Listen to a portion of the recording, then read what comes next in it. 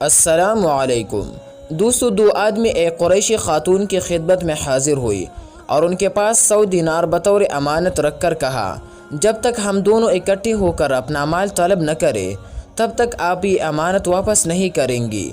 ہم دونوں کی موجودگی امانت واپس کرتے وقت ضروری ہے۔ اس عورت نے دوستو ان کی امانت رکھ لی اور اس پر 1 سال کا وقفہ گزر گیا۔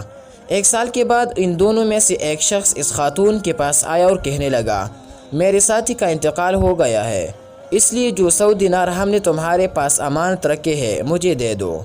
خاتون نے امانت حوالے کرنے سے انکار کر دیا اور کہنے لگی، تم دونوں ساتھیوں نے میرے پاس امانت رکھتے ہوئے یہ شرط رکھی تھی کہ میں تم میں سے ایک کی غیر موجودگی میں مال دوسرے کے حوالے نہ کروں، اس لیے میں امانت تیرے پر نہیں کر سکتی۔ اس آدمی نے خاتون کے اہل خانہ اور پڑوسیوں سے مدد طلب کی۔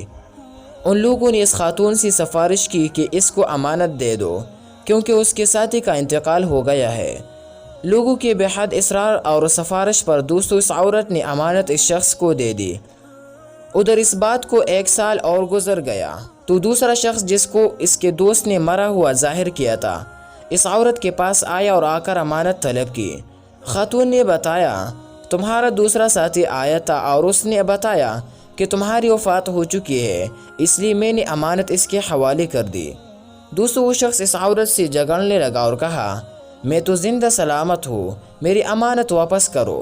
عورت نے کہا، میں تو رقم تمہارے ساتھی کو دے چکی ہوں۔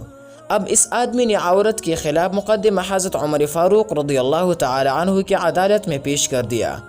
حضرت عمر رضی اللہ تعالی عنہ نے دونوں کا مقدمہ سنا اور چاہا کہ اس کا فیصلہ اس آدمی کے حق میں کر دی۔